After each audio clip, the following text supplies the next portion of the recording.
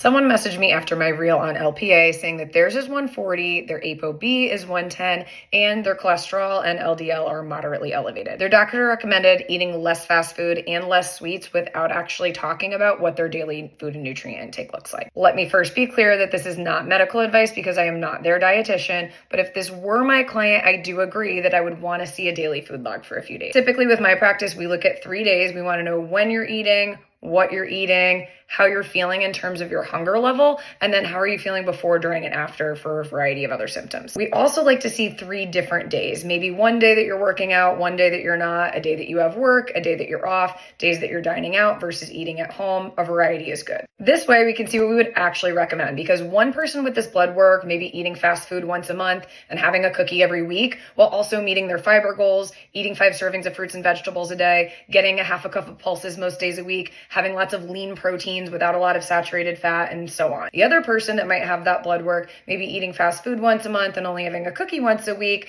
but on top of that, having a diet that's really high in animal products and saturated fat, not meeting their fruit and vegetable needs, and falling really short on their fiber intake. While they mention normal triglycerides are a better representation of recent fat and calorie intake. Cholesterol production by the liver is going to be elevated in people with a genetic risk, like her, as we saw with her elevated LPA. And it can actually increase if you have a lot of added sugar or frequent intake of starches when you're not also eating fiber. Generally speaking, I would recommend getting at least 25 grams or 38 if you're a male of fiber per day from a variety of whole plant foods. Choosing lean proteins and plant proteins more often, choosing heart-supportive fats from plant foods and fish, and meeting with a cardiologist versus just your PCP. Check out the caption for why each of those is important.